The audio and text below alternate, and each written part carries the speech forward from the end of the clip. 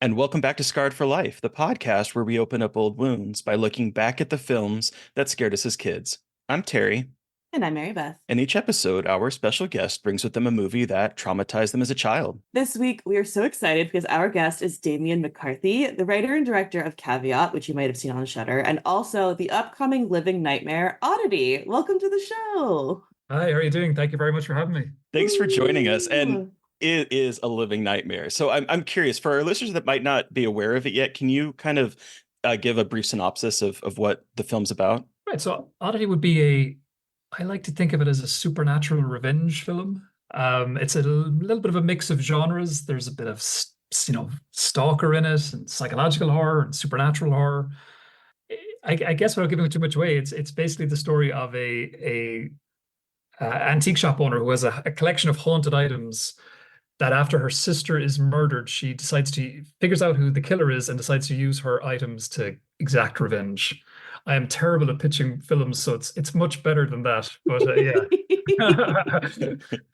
No, I absolutely love this film, and I had high expectations going in because Mary Beth had seen it before me, and she was like, "It is the scares of Caveat like amped up," and I was so excited, and it blew me away. But I'm Huh? curious, there was a little I don't know, is it an Easter egg or are you hinting at something greater because we see the rabbit doll from Caveat in her storage, and I just got to know, is that a little cheeky joke or is it hinting at something larger? I don't think it hints at anything larger. I guess it is just a little callback. It's the same designer, Lisa Zagon here in Cork, who designed that amazing rabbit for Caveat. But the original rabbit is gone. I don't have it anymore, which is a shame. But as a present, Lisa designed what we call like a bigger, meaner the hare version. So instead of a rabbit, it's a hare. Instead of drums, it's got cymbals. But Lisa just has this fantastic Mm. aesthetic to her art. She's got this lovely decayed kind of creepy feeling to some of the stuff she makes. So it just seemed like a nice place to put him in there as a little Easter egg, I guess, or a little callback to something. Hell yeah. So, where did you find the house that's an oddity though? Because it's so, Oh, or is it a house? Is it a set? Like, how does that work? Because the shape of the house is so weird and uncomfortable, and I love that. And so I'm curious where you found it, or if you had to build a set. So I'd made so Caveat, we made our sets for Caveat in that same room. It's in Bantry House. I'm Oh. from West Cork, Bantry in West Cork in the south of Ireland. And my buddy Sam White, who they own Bantry House. It's this large estate at the edge of the town. At the back of the house, there's an old exhibition center from made into these renovated stables.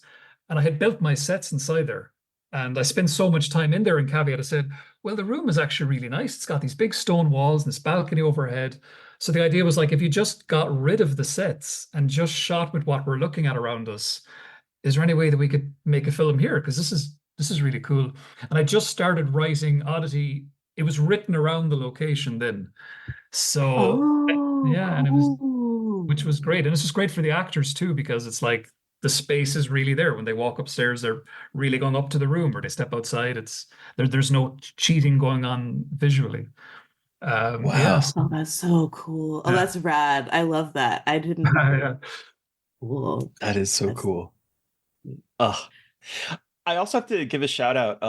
Of course, I don't have her name pulled up, but the main actress, I saw her recently in Rec as well, and I was like, Oddity, and she brings she's fantastic in this role. What was it like working with her? And I wish I had her name up in front of me. Uh, Carolyn Bracken. Yeah, she was brilliant. Yes. Um, I was just very lucky with my cast. I mean, you write these things, and I think you can write them maybe 60, 70% of the way there, but then you need really good actors with good imaginations to bring this stuff yeah. to life, and to just to bring to bring a lot to it. And she was great. I mean, it was with all the actors I was looking at, there wasn't a lot of discussion on any of this. It was just they had just had a good take on the character. And of course with Carolyn she had two. So I mean she had Yeah. Danny at the start, which is the kind of lighter, more kind of she's enjoying life a little bit more. And then you've got Darcy, who's a bit more serious, and obviously she's got revenge on her mind. She's out for blood, so that part is obviously a bit more serious. And you'd see it working with her too. You know, she'd come in on days playing Danny, and you could see that she felt lighter, and you know, she didn't seem to be carrying so much. But then on days with Darcy, you could just see that, you know, there's a lot more going on today internally, which was just very interesting to watch. Yeah. For me to watch. I'm not saying she was method or anything, but you could just see that, you know, today's a little bit, you know, she seems a little bit Yeah, heavier in her thinking. But she was great. She did a fantastic job. it's She's amazing. fantastic. Yeah. So I'd love to know more about like how you got into horror. I know Ireland Mm. has a lot, you know, we've lots of ghost stories, folk stories, things like that. But how did you yourself get kind of interested in the horror genre? I think it just used because it used to just scare me so bad. I just like I'd be so brave during the day, you know, I'd watch anything during the day, or I'd go to the library and I'd be looking at, you know, old books on ghosts caught on camera. And this stuff would be terrifying. I loved it during the day. As soon as the sun set, then I'd be terrified. And I'm going, Yeah, oh, you're like, oh what? no, the consequences of my actions. Oh I'm now yeah. Oh, terrified. it's like why did I spend the last 5 hours filling my head with all this stuff? And now, you know, now I'm paying the price. But then you know, you wake up in the morning, the sun is up, and away you go again. So my parents had a video store when I was growing up. So again, it was just always gravitating towards the horror section. Oh, they owned a video store? Yeah, in Bantry in Oh, the southwest of Ireland. So, you know, if you imagine, I mean, this would have been in 85 to 93. So, you know, as kind of a, you know, 8, 9 year old, it was always going in there, taking out just always in the horror section, or like, you know, movies, video stores used to get in lots of posters. So my name, you know, anybody working in the shop, you put your initials in the bottom corner of the poster, say, I'm claiming this, I want to bring this home. So my wall was just, you know, covered in, you know, Chucky and Freddy and all these things, Predator and all this stuff growing up. And again, at nighttime, come be like, why did I hang up all these posters?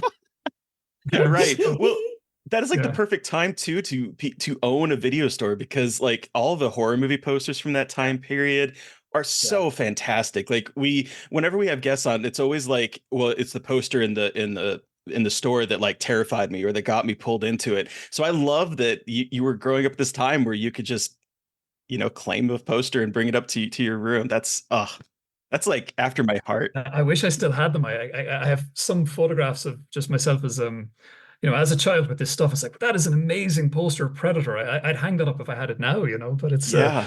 I don't know what to do with any of that stuff. But yeah, So your parents were cool with you watching horror? They weren't like worried or they didn't have any concerns or anything? I think the only thing that they were, and I thought about this recently. I think the only thing that they were ever nervous about us watching, because I guess this would have been Catholic Ireland as well. So it would have been anything religious or anything with the devil. Okay. Just, you know, not that they'd be, I mean, you know, not that they'd be super religious even anymore, but I think it was always just a little bit more of a concern, just because it was just, you know, it was again Catholic Ireland in the 80s and 90s. Like we're not technically Catholic, but everything around us is very Catholic, and it just feels bad to like engage with The Exorcist or anything The about Exorcist would have been, possession. oh yeah, The Exorcist would have been completely off limits. I mean, even Life of Brian was banned. Monty Python's Life of Brian was banned in Ireland for years and years. I think we actually I had a copy forgot of it about though that. somehow in our shop. So, um, but everything else was fine. Oh yeah, they did no problem with like slashers or, you know, Hell yeah. any of this kind of stuff. But just, you know, Evil Dead, not all of this. All this was, yeah, work away. But anything with His Dark Majesty, with the devil, yeah, it was kind of off limits. Yeah. Oh, So I'm curious fascinating. because you said that while you're watching it, I got the feeling, were you not scared while watching it? It was just the after effects that kind of bothered you with the horror films? It's Or did anything like scare you while you were watching it directly during the day? Oh, everything. Even watching it, I'm like, Yeah. why am I watching this? Okay. This is such a bad idea. But yeah, it's like I'm going to pay for this later. But no, yeah, it was absolutely thrilling. You know, it's just, this is so Yeah. scary. You know, just, you know, when we're watching Child's Play for the first time, or any of the, I mean, a lot of your guests have talked about some absolutely amazing classics that, yeah, that no child should watch. So yeah, I think everything kind of got under my skin, and really it seemed to be. I heard Guillermo del Toro talking about this. He said that he used to be very afraid as a child of monsters in his imagination while he was running away, and he said that the only way that he could ever get a handle on that fear was to kind of embrace it, I guess, and start kind of really dive into it and start drawing it and writing about it. And I would definitely find the same. I definitely find that a lot of it went away when I started actually kind of writing about it and finding it really interesting and cool, Mm. and really falling in love with horror and the genre, as opposed to just continuing to be afraid of it. As I kind of got into my teens, I guess. Well, do you still get scared though watching horror? Or is it a different kind of reaction now when you It, watch horror as an it, adult? I love horror. I still watch it. It takes a lot to scare me now. Yeah. I can't think of the last thing I've seen that's really freaked me out. Strangely enough, actually, have you seen the film Skinamarink? Oh yes. Oh Oh yes. It's yes. Oh it's yes. how did you find it? What did you think of it? I loved it. I Yeah. I have so many thoughts and feelings about how it captured like very specifically like memories I have of waking up in the middle of the night. And I think what it's going for is very much my speed of like dread and weird and art house. So I absolutely loved it. It scared the shit out of me. Yeah. I don't know if Terry was as impressed. Well, so it was one of those things where as I was watching it, the runtime was getting a little too much for me. But I will say that after watching it, the walk from my basement, because I don't turn my lights on, so like the walk from my basement up to my room, I turned on the lights. So like it definitely got into my head and definitely fucked with me. But it's one of those like watched once, I think I'm good, but it definitely Yeah. unlocks some core fears inside of me. Yeah. Absolutely. That's so funny. I'm the exact same because I can't think of the last time when I was watching it, I was going, I don't want to say anything negative about it, but I did find it slow. And I found it like, well, Yeah. nothing's really happening. And I've gotten that criticism for sure on Caveat. It's like there's nothing happening in this film until the end. And it's a slow burn is always thrown at it. That's fine. I would definitely take that criticism. But with Skinamarink, it was like I watched this and I was going, yeah, I don't really get this at all. Like what's going on here? And it finished and I was going, okay. And I don't know what it was. Later that night, I was going, that's really gotten in there I couldn't even think of an image in it. It's not like it's not like, oh, I've seen Child's Play and I'm worried that Chucky's around the house Right. somewhere. It's like I don't know what the scary thing in Skinamarink was. It was just this super weird vibe and this atmosphere that just crept in there, which is a really good sign of a filmmaker. To be able to do that, to kind of to burrow its way in. That's probably the last time I've really that something's gotten in there going, but I couldn't tell you why. Okay. I couldn't tell you. Here's There's why. just something about it that taps Yeah, into like a primal fear. I don't know what Kyle It did feels or what cursed. dark magic he yeah. did. Have you seen his short film Heck, Damien, on YouTube? Is that like a 20 minute that's like it's pretty Yeah, much it's I've Skinamarink, never but like a little different, but it's like very much like a proof of concept for Skinamarink. And it's right. like I've heard it's yeah, good. And if It you want to is. be yeah, it's really yeah, good. I heard it's kind of the condensed. It's like, don't bother with the movie, just go back and watch that short and you'll get it. Yeah, and there's a different story to it. Like the boy in it has cancer and it's like a different through line. There's actually it feels like there's a little bit more of a through line in Oh, Heck than in hmm, Skin. So if you want right. to get scared for like 20-30 minutes in the next couple of weeks, it's on YouTube. Perfect. I'll do it today while I'm still brave. Yeah. Yeah, the sun's still out. Yeah, well, the sun's up. I leave the curtains open and watch people cutting their lawns and things. Well, okay, Damien, we've talked about Oddity, we've talked about Caveat, your horror beginnings, but what film did you bring with you today for us to discuss? I brought Hideo Nakata's Ringu. Ah, Ah, so in Ringu, a reporter and her ex-husband investigate a cursed videotape that is rumored to kill the viewer 7 days after watching it. yes. All right. So take us back, Damien. How did you see this movie? How old were you? What and why is this your Scarred for Life pick? Give us kind of your horror story. We want to hear everything about your first watch. It's funny because I was old when I saw it, like too old to be scarred. I wasn't 10 when I saw it. I think maybe 17 or 18. And that's kind of why it stands out to me because like as I was saying a while ago, I kind of thought that I was no longer afraid of horror films. I was watching them strictly as like, I'd like to be a filmmaker Um, someday. I'd really like to and it was almost becoming like horror films became a thing to study and a thing that was no longer scary. It was like what are the mechanics of a scare? How are they done technically? And then my best friend Fenton Collins, who I mean, he starred in my short films and he's my set builder on Caveat and Oddity. We were in Cork City one day and he bought it on VHS. And I was like, oh, the box looks kind of strange. I'll get this. And it was just Sadako's close up of her eye. And I said, look, Mm. super cheap, like oh, looks like a real kind of almost like a video nasty or something. Like let's get it and take a look at it. And I watched it and it was like being, it was like being a child again. I hadn't been that scared by a film in forever. It was just this, and we watched it, we watched it during the day, and even during the day, it was like you're going, there's something really off about the film. It's such an ugly film, the way it's shot. yeah. The sound design is, is so off-putting. Everything about the film just felt really strange. I think it was Mark Kermode. I think it was his quote, the British film journalist, that he said there's a sense of otherworldly evil about the film, which I thought was, wow, that's a really good blurb to put on the box for the film. I think what it was about it was just that the whole film was just unsettling, and it just had this really strange, unsettling feel the whole way through it. And the way they keep saying, the date, it's like, September 24th, September 25th, and you know that the time is running out. And they get down to that third act where they find her body in the well, and you think, great, it's all over. And that sequence is just so tense, and it's like the worst horror situation you'd like to be in. And that was so tense and suspenseful and creepy, but it's done. It's amazing, and you think, wow, I'm really happy that they broke this curse and that they're all safe.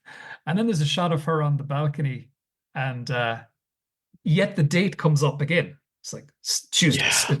September 26th, and you're like going, well, where the fuck is this going now? Because it's done. Like, what's with the ominous sound still giving us the day of the week? Why is this necessary? And it cuts back to her husband. He's in the room, and of course, the very, very famous sequence, Iconic. absolutely, of Sadako coming out of the TV.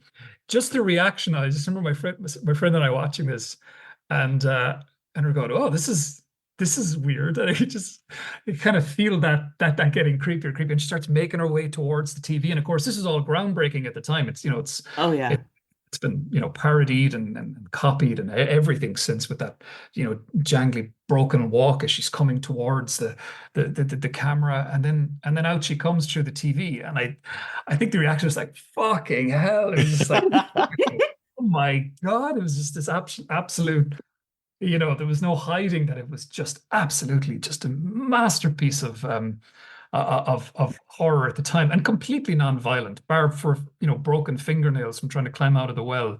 Oh, Um, that detail was great. yeah, it was just fantastic. And again, then she gets to her feet and she just starts approaching. It was just astonishing, and it just ruined the next 6 months at that age. And I was too old to be still afraid of this. But I remember where we were staying at the time, there was in the TV in my room, it had this option where you could flick to an outside camera to show the gate. And it was this black and white footage. And I'd be lying in bed, and it was like, trying to torture myself. I'd keep like looking at the TV, and I'd be like, watching the TV, and I couldn't help it, but I'd keep flicking to this fucking channel with this security camera outside, and I just kept picturing she's going to be there, she's just going to be there. So it almost came time to like turning the TV around to the wall, and I was going, I'm 18 years old. What the fuck am I doing? But yeah, so it definitely stayed with me, and of course, I'm not scared of it anymore, obviously, but it became this film that I just rewatched and rewatched and just saw how Nakata crafted these scares and just his framing and the simplicity of the whole thing and the sound design. It really made a big impact on me. Just in terms of horror filmmaking and scares, and just how simple, it's always the simple ideas and this, these simple things that are hard to come up with. But that's definitely one that that that really got under my skin and made a huge impact. I mean, it's funny because when I knew we were going to talk, the other film that had an impact, but I think he covered it so well. Um, was it with it was Ghost. I'm sorry, I can't remember the costume designer's Oh name. yes. Oh Yes. yeah. But it was let me see. It was Whitney Ann Adams, but you did such a Yes. I had seen that when I was 9, and again it was I kind of always felt like those two movies, one at 9 and one kind of nearly 10 years later, those two just really seem to have a big impact. That's Was amazing. I'm curious. I want to focus. I have a lot of questions about Ringu, but was it the creepy ghosts in Ghost that terrified you? Because that's what affected me as well. So I'm just curious. Was it that like bothered you in the Ghost? What bothered me with Ghost, and I remember even at as a young age, was that when Tony Goldwyn's character gets caught and his bank account has been cleared out and he's got Patrick Swayze's ghost tormenting him and fucking with him and moving stuff around his office. So he's got like these mob characters or whatever this plot running in the background is. He's in so much trouble that there's just he's absolutely doomed. So there's no way out of this. It just absolutely terrified me. It's like that there's and then of course obviously when these demons, these shadow demons show up and drag him off. Yeah, it really terrified me. So I Yeah. find that interesting because honestly, it seems as if the reason why that terrified you and the reason why Ring potentially terrified you too is very similar because it's the thing that always gets me about the Ring movies is the inevitability. Like you have a counting down clock, you have 7 days, and there's no conceivable way of getting out of it. And so like that sort of feel almost seems kind of similar to what you're talking about with Ghost. Yeah, it is. It's just it's yeah. There's no way out of this situation. There's nothing he can do to save himself. Both once she comes out of that TV at the end and once you know once Tony Yeah. Goldwyn's bank account has been cleared out. So you saw Ringu before you saw the American remake, I'm assuming, right? Did you Yeah. see? Okay, okay. So that's cool. I feel like you have a rare Yeah. experience of getting to see the actual original before many of us had seen the remake first. So, have you seen the remake? I have, and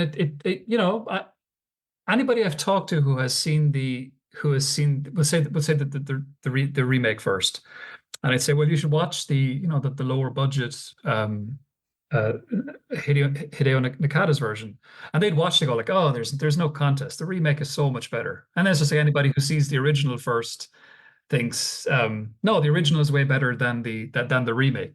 I think it's whichever one you see first seems to, because I guess the joke, Interesting. the gag is spoiled. Like how it's going to end. So Yeah, that's true.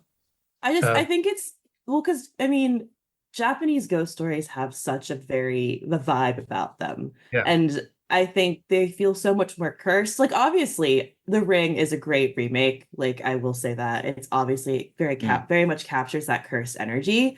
But I think what it's so stylized, the remake. It's like that Gore Verbinski like blue. And like everyone always talks about like that color palette of like that era of early 2000s. Yeah. Um, and it's so stylized. But Nakata's version, like you said, it looks like kind of like shit. And I mean that in a good way though. Like it feels real. And Mm. it has that kind of like maybe not cinema verite vibe, but like it doesn't have the hyper stylization of a horror movie. It feels more like these are just people going about their business and something very weird happens more out of it feels more out of nowhere than with the Yeah. remake because you already know something really fucked up is going to happen. And I love the way Nakata frames this as like, probably nothing. And then it is actually the most terrifying thing. So yeah, it's interesting watching them and realizing like, yes, the ring got a lot right. The American remake got a lot right, but there's so much in the original like the book that was written that Nakata then translated to his film that I think make it worth a watch. And Yeah. Yeah, and I think that that's it. It is very stylized and feels polished, and that color grading lot that they put over the whole thing, this kind of green. There's some choices there for sure. I think what kind of spoiled it for me maybe was just that the video itself, the curse tape that Sadako is distributing, that it it's just so confusing. It's like it doesn't make any sense. There's guys crawling backwards in the mud, and there's a guy with a towel over his head pointing off camera. It's just strange. Just like what's going on in this? Whereas I felt that everything in let's say the Samara tape in the remake, it's like everything Yeah. that, as far as I remember, everything that happens in the video then kind of happens. It's whatever, a caterpillar or centipede crawling across the table, and she sees this, and there's nothing really unsettling about the video and the remake, I found. Yeah. Whereas everything in the other version just seems so, lo-fi, kind of strange. Well, and it feels like in the Ring tape in the American one, I feel like it is trying to be like, look at all these creepy images. Like there's a bug and there's a scary eclipse, which is again, it still scared me. But I think again, it's taking like what Americans might find scary versus like the technological fantasy, not fantasy, but technological kind of horror of the Japanese ghost story. Like this, and like watching this, then also, have you seen Pulse by Kiyoshi Kurosawa? Yeah, a long time ago. I don't remember it now. Oh, you should revisit it because I that's one of my favorites. But just again, a really kind of sad feeling of in the air, and then what happens when that sadness might reach a fever pitch. And I think that this movie captures that through again because it's all of her rage on the tape. I Yeah. think it's so interesting how that rage looks like in Ringu versus what that looks like Yeah. in America. Mhm. Yeah. Yeah. Yeah, I'm one of the people that I want to, I have a question attached to this too, but when I didn't know that movies were made outside of the United States when I was growing up. I didn't know that. I might have seen some movies from the UK or, in English speaking, but like to me, a movie was produced by Hollywood. And so I Mm. remember seeing The Ring, the remake, when it first came out and just being blown away and being like, I got to know more about this. And that led me down a path of realizing, oh, this is based on a Japanese horror thing. And at the same time, I think like a year or two later, The Grudge came out because that movie made a huge success. And so then I was like, wait, there's this whole other world of horror films that I've never had to experience. And so that set me down like this journey of really exploring and getting to know Japanese horror and then K horror and then just sort of seeing the vast world out there that I was not being shown because I was going to the movie theater and I was seeing predominantly big budget Hollywood produced pictures. And so I remember watching the remake in the theater and being absolutely terrified. And then it was really hard for me to track down Ringu, but I eventually did, and I watched it. And I got to be honest, I prefer Ringu to the remake, even though I saw the remake first. Yes, it does kind of spoil, some of the big surprises in the original one. But I got to say, there's something about the fact that Ringu is like what I think it's 95 minutes long Yeah. and the Oh remake is yeah, it's almost two short. hours. Mhm. And so the original, there's something, it feels very kinetic and it just feels like nonstop moving. Whereas I do think the remake sort of tries to over explain things. We talked about the videotape that we see, Yes. and I do think that that one sort of lays out all these like clues because in the traditional Western ghost story, we got to find out what the problem is and solve it and do the research. And so that sort of becomes that device. And that movie, when I first saw it, I remember scaring me, but now on repeat, I'm like, this just feels like a someone experimenting in the horror film genre as like a film student being like, this is my weird film student product, it's not going to make any sense and we're going to put it in here, whereas the stuff that we see in Ringu really just like hits home for me. I don't know, there's some it's pulled back but it's still so creepy, and it really is evocative of finding a VHS tape and being like, what's on this, and watching it. So I think it kind of ties into that a bit better than the remake does personally. Hmm. Well, and also like in Ringu, it's basically like her rage was projected onto a videotape, and they're like, don't worry about what that means. It's fine. And I do think it's more explained. But that's what I love about Japanese ghost stories is they're like, just don't worry about, like you were saying, Terry, like, don't worry about the explanation. We don't need to like lore dump and tell Mhm. everyone And over like explain every single everything. thing that's happening. It's actually even scarier, like that kind of cosmic horror of it all. Like you don't really get why this is happening, but it's still happening to you and you got to deal with it somehow. And you accidentally stumble into the solution, which is recording, which is spreading it, basically like spreading the virus, which I think they go in the books, they go further into that, which I think is really interesting. I haven't read the books, but I want to. But I just love how it's very much like, don't worry about how she did it. It's scary, but it is scary that she can do it. And I love that. Just let it happen kind of ghost story vibes, which I'm a huge fan of.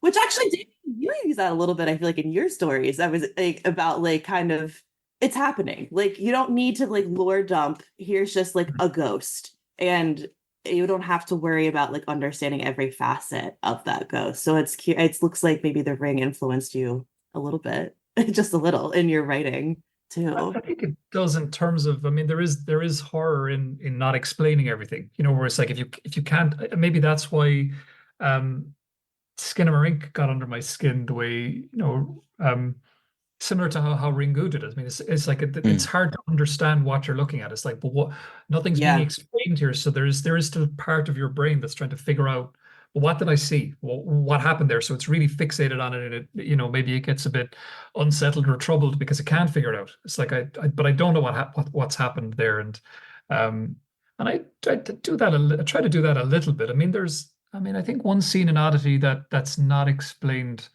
I mean, the wooden man has these holes in the back of his head that kind of hints that some, ritual or whatever has been performed off camera by Darcy before she brought him to us. There are these objects in the back of his head.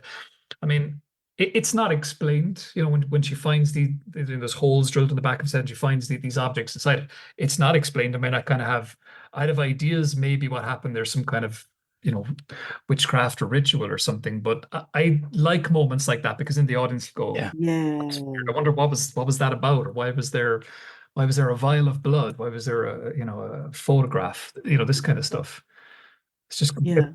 going. It's like when we were watching the tape in Ringu, and you mentioned the people that seem to be crawling backwards out of, like, what is Sure. that? What is this? And it lingers in your mind because it doesn't really seem like there's a good answer for it. And Hmm. I think those are some of the more powerful moments of Ringu and of Oddity, because I'm like, what was in his head? What are these things? What does it all mean? And I think that sort of gives a lasting impression after watching the film. But I am curious because so you saw Ringu. Was this your first like Japanese horror film that you had ever seen, or what was your like relationship to kind of J horror or Asian horror at this time? Was this something new for you, or It is the same as your experience in terms of like very used to just watching mainly American horror films. That Hmm. was kind of the main thing, and then this really opened up, foreign cinema really. Just like that was the beginning of just wanted to watch. I think everything then like J horror, and that led to kind of South Korean revenge films, Old Boy and oh, Oh, Lady Vengeance oh. and all this kind of stuff, and Bong Joon-ho and all these things, which I still love. Yeah, but that really would have opened the door. That would have been the gateway into a whole world of cinema. So cool. I'm curious, Mary Beth, did you see the remake before you saw what was your relationship Oh to yeah. this movie? Well, because the remake came out when I was like 10. And so everyone was talking about it at school. And Mm. like everyone had parents that would let them watch it. And I definitely like watched horror, but something about The Ring like really did not sit right in my heart. I didn't see it for a really long time actually because I was so scared of it. Like the commercial scared me. I was like, I don't like whatever's happening. Like it felt so different. I was like, I don't need that. That and The Grudge, those both were like, absolutely the fuck not. I will not be watching that. I will not be letting that into my life. No, thank you. And then I finally watched it and it scared the absolute shit out of me, especially when the horse jumps off. When the horse, like inexplicably, the horse jumps off the ferry in the remake. That really destroyed me. Do you Yeah, know when that you was saw the it. That original or this one? oh, I don't remember. Yeah. Actually, I don't remember at all. Had you That's had you seen it terrible. before? Yes, I have. I Okay. had seen it before. I just I had seen it, but I was more interested in like I don't know why. I think I was like they can't be that different. I made the mistake of like they can't be that different, so I want to watch other things that don't have American Uh, adaptations. So I can't I think Audition might have been one of my first Japanese horror Oh, movies. wow. yeah, yeah, you hit the ground running there. Yeah. I think Audition because I watched it in college and I didn't really have access to like my family were not looking for J horror. Like they didn't want to read subtitles. Same. Same. So when I went to college and I took a horror film class, my professor was like, "We're gonna watch all different kinds of weird shit here and get ready." And I was like, "Cool." And he showed us Audition and then Tetsuo the Iron Man and I was like, "I'm in. I am fully in." So yeah, that was kind of the gateway for me into Japanese horror, and now I'm obsessed with it. Oh, it's so interesting because I don't think I do remember watching this maybe a year or two after The Ring came out, but I have not Yeah. gone back to revisit it until prep for this recording.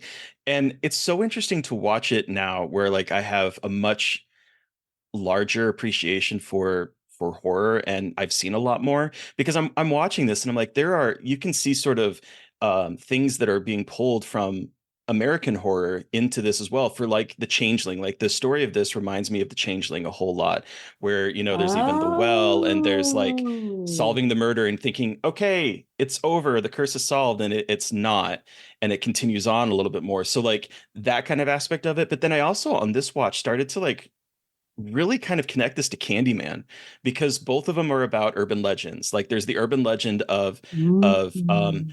they watched this tape and 7 days later and it's like did you know someone? Well, it was a friend of a friend, or it was like someone at a different high school, or it was like so it's like this person trying to explore the idea of urban legends and then getting involved in something that is way above her comprehension.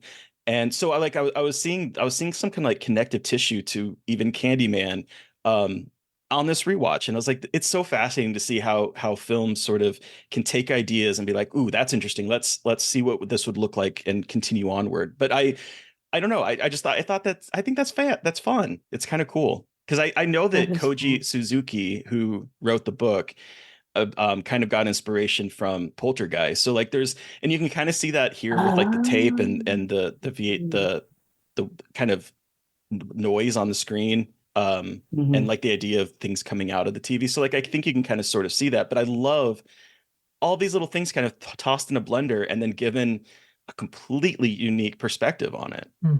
Yeah, the That's Candyman reference cool. is a good one. But that idea of a curse, I never thought of that. And it seems to be that now would be a good time for, for Ringu or The Ring or that kind of a franchise because there's that that idea of a curse or something being passed on is it is so popular now with Smile and It Follows and this kind of a continuation of somebody passing something to the next. You can imagine that Ring now. It's surprising actually when you mentioned Candyman that it didn't spark off or didn't inspire more of that kind of storytelling. Yeah. Yeah. Did you grow up with any big urban legends, Damien? Like where you grew up? No, I mean we have a lot of Irish folklore with Yeah. the banshee and Yeah.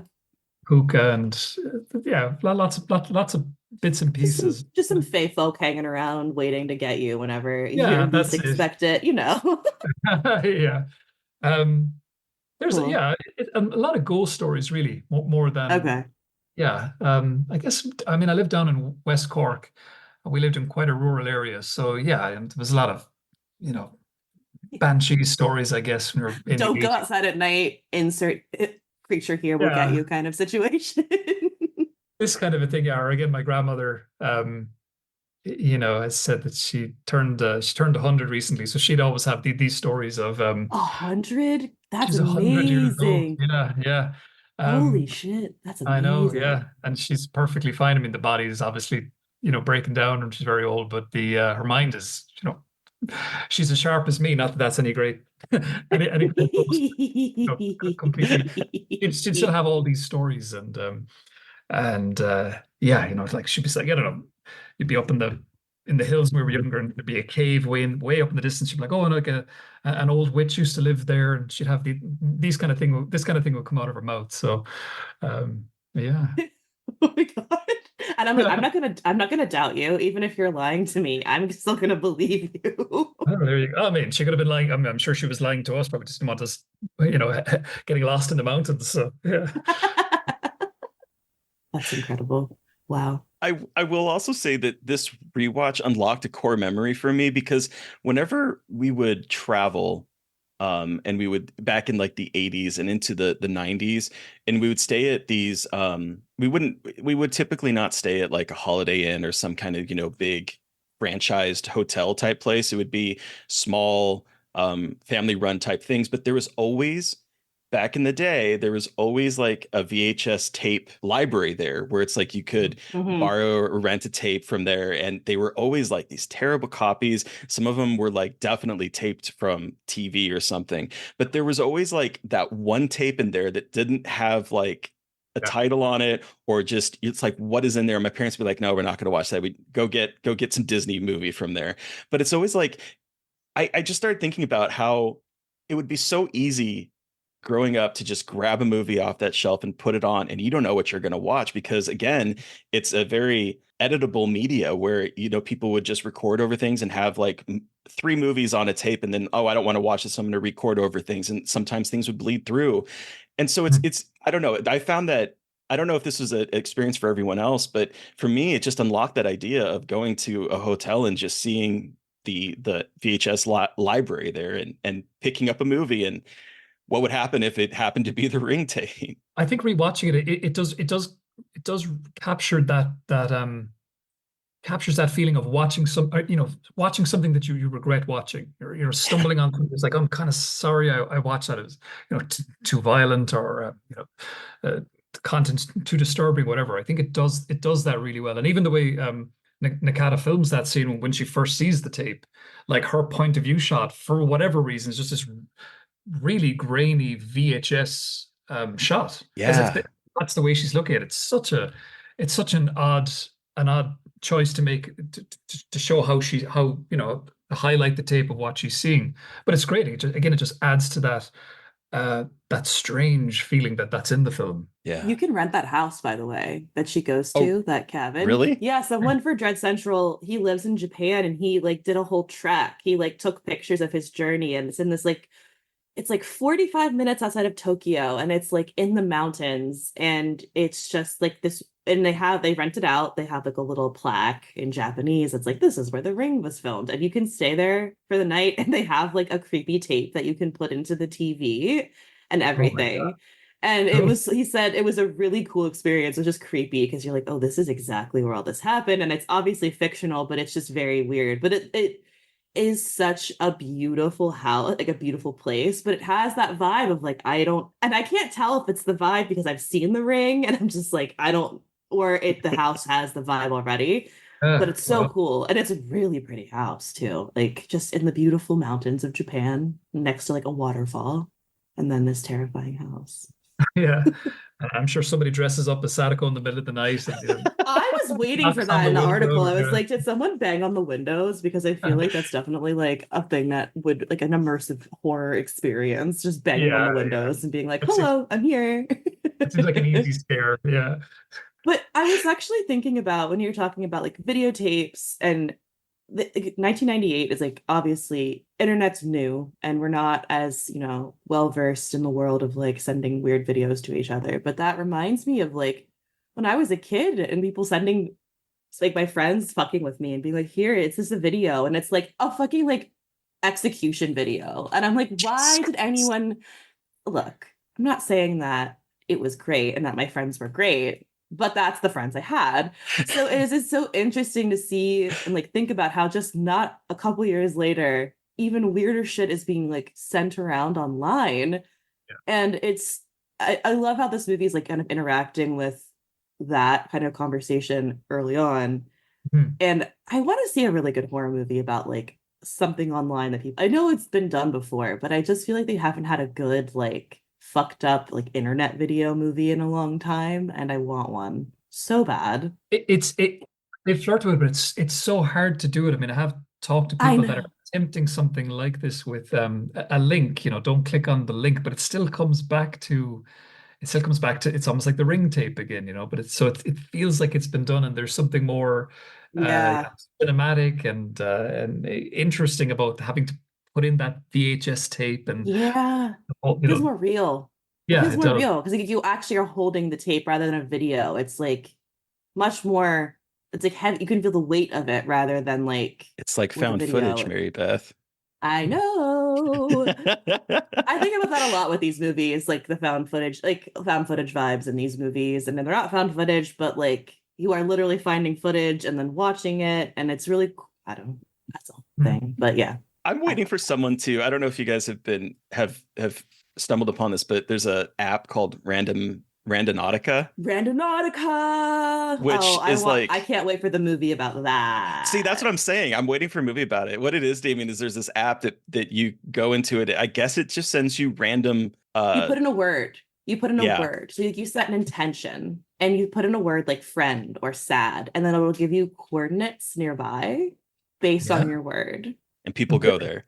And they've been on TikTok and stuff, they've been filming like creepy encounters on it. And it's probably all staged, but like there's that kind of aspect to it that I'm just like I'm waiting for that because it's been kind of becoming more and more popular, it seems like, with the youths.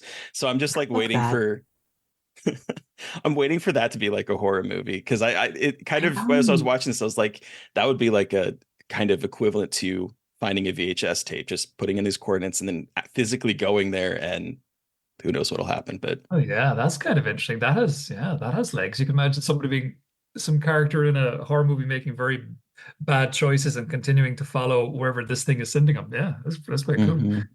Hmm. Yeah, I saw one the other Hard day where time. someone they put in sad and they ended up at a cemetery, but they're like, keep going further, and it was dark, and they were like, I don't think I want to go any further. And like a woman came out of the darkness and it was like, I don't know if this is fake or not, but I don't like it. And I don't claim any of the energy coming out of this whatsoever. But anyway, yes, I don't like Randonauticus freaks me out, Yeah, this doesn't sound like even an if it's app not real. downloading. I know. Yeah. Filmmaker disappears. Filmmaker disappears in rural Ireland looking for Yeah. question mark. Search continues.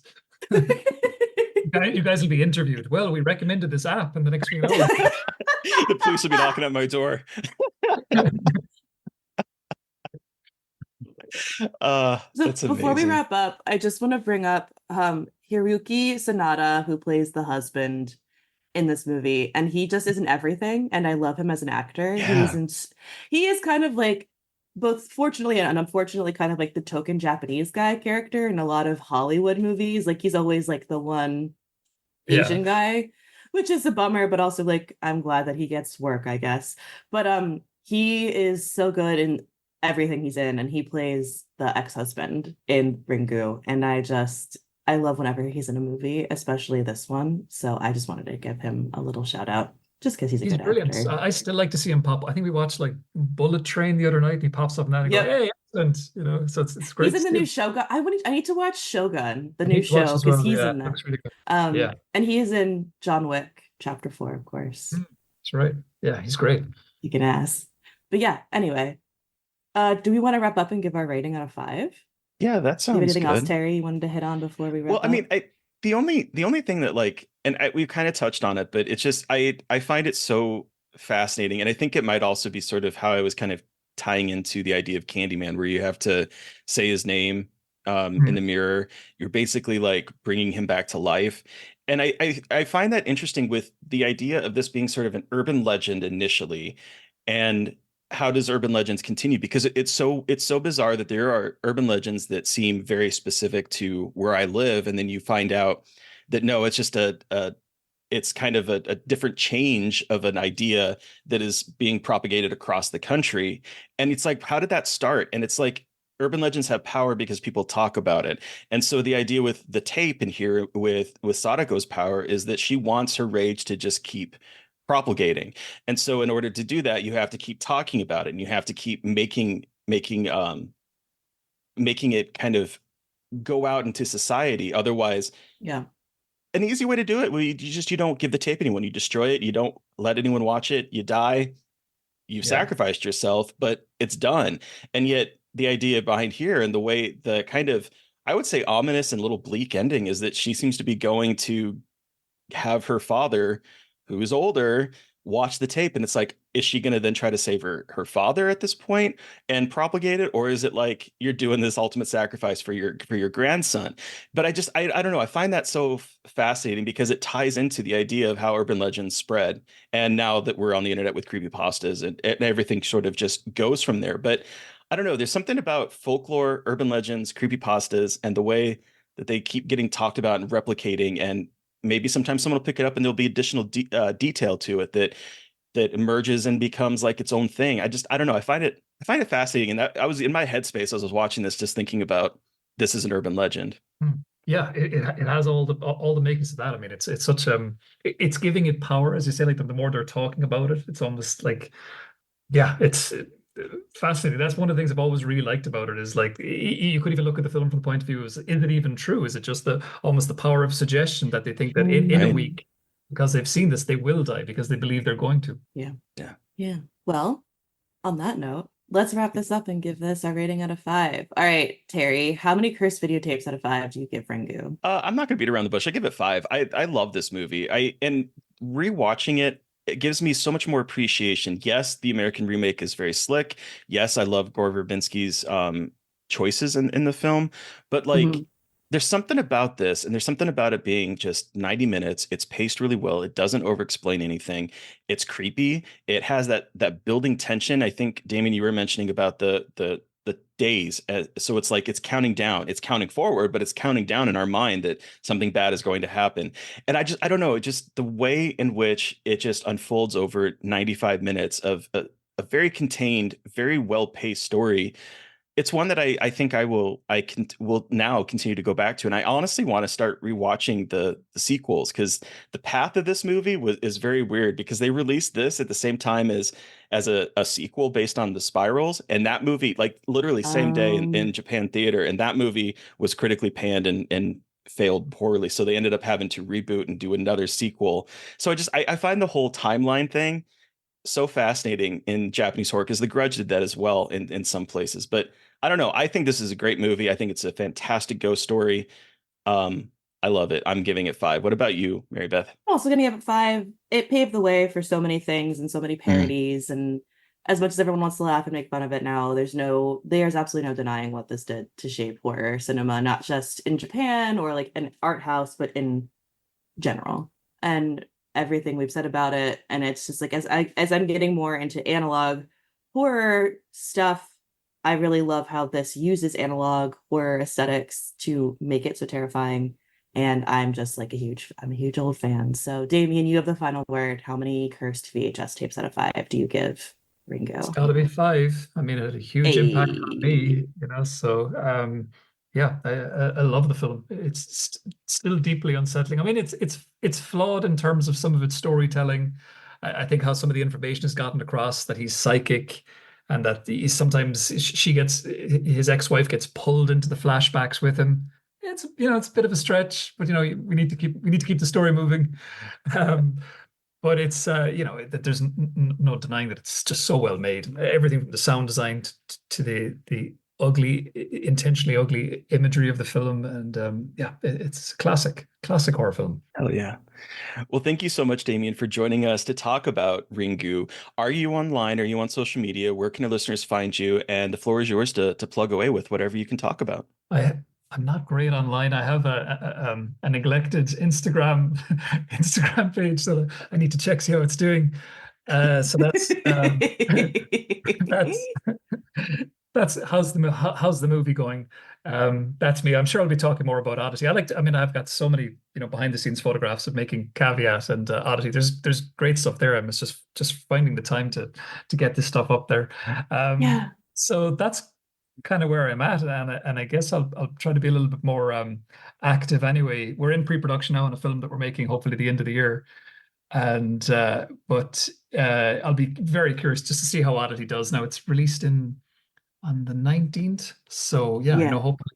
hopefully it all goes well and people enjoy it. So we'll see. I think they will, but Yeah. I'm biased. Anyway, listeners, you've heard from us. We want to hear from you.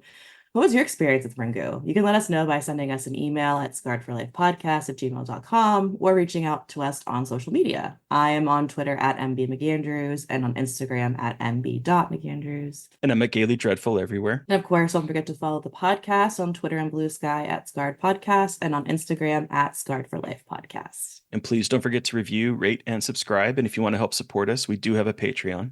Thank you to Eric Power for our artwork. Thank you to Sean Keller for our music. Thank you, everyone, for listening. Please stay safe out there. But most importantly, stay creepy. And until next time.